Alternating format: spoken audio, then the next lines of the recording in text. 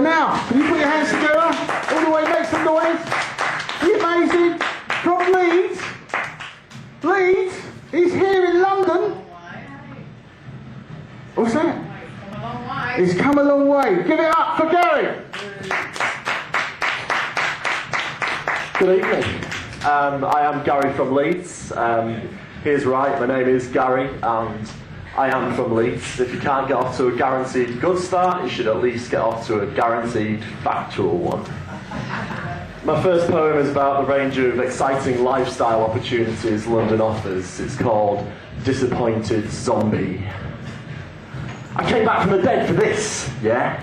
You better wait in line too, mister. No, not that line, this one. That's the express checkout, 10 items or less. So that was a poem.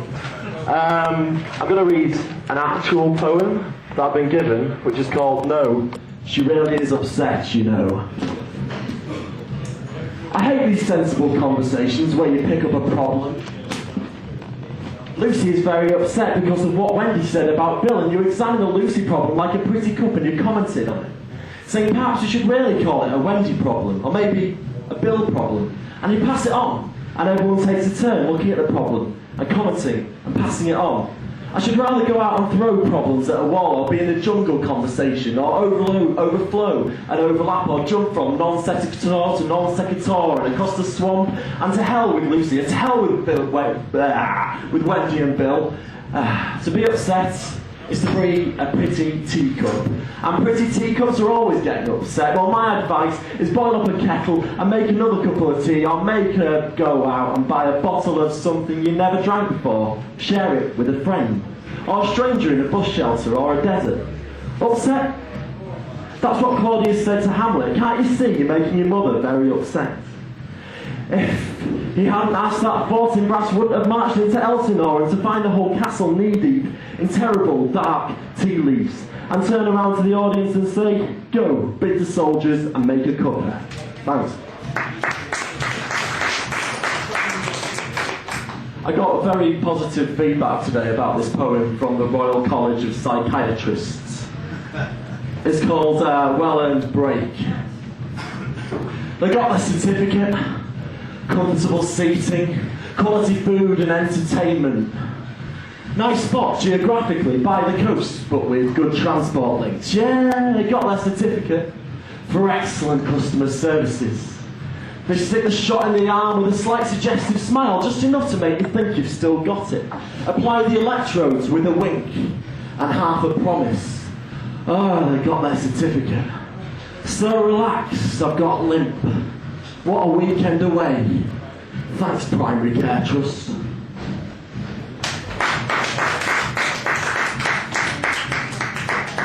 This is about my time in the charity sector. Been working for the charity sector a while, you realise that the people that need to fight the bad guys are not superheroes anymore, the more bureaucratic pen pushers. This also features two of the worst rhymes in human history, which I'll apologise for in due course. Evil, despair, point the finger, not at RBS. Just doing what they do best. Point at IBS. The kind where a pinky, even an index and middle, is never enough to sit on while saving the world. Spurious symptoms, but miss the fist, spearing the sphincter. Rubbering round and round into anus and into guts at lethargic pace. Saying, use non-bio, said George Monbiot. And that's the original name. Versions of Garden columns circa 1995 to present. Saliva soaked ink drips giving you the gripes, doctor pipes up, holy shit. There's a fist up there no one's seen. And all the while you pretended that your role in this fight is just so finger-licking good. Thanks. Carry on? Yeah. Excellent. I've conducted my own independent study into the impact of recent political changes on the open mic poetry circuit. This is called Verse versus Politics. What now for the unimaginative political poet? Sure, it's more of the same, different names, but that's exactly the point here. I mean, at least with Blair there was scope for verse like Tony Blair, he don't care, he's got less care than a fucking Care Bear. But Cameron, Miliband, the desperate search for rhyme or even context cannot be understated. What, will they be using extended metaphors about millipedes, you reckon?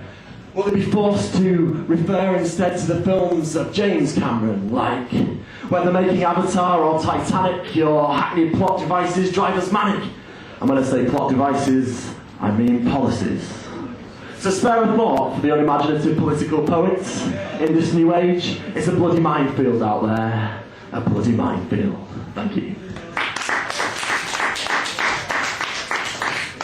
This is about the strife of the modern office worker who has to represent their entire existence in the form of smart or smart casual attire. It's called WC1, EC1. Trainers with suit, mate. But you ain't convinced me of the athlete within. I know, boy in booties, tie, coffee-stuck hands. I'm not duped by your polar bear feet meets penguin costume upper. There are no Olympians looking like this at all. There are no sprinters, hurdlers, discus throwers, or modern pentathletes. But, like the javelin's end, you are quite the prick.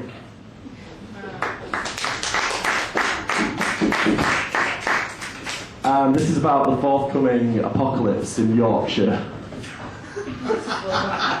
It's called Some Sort of Prescience. Then came the moment, as predicted in ancient text, when the dark side met the light. Several commented it was a little dusky out. I've been going from Leeds, so thanks.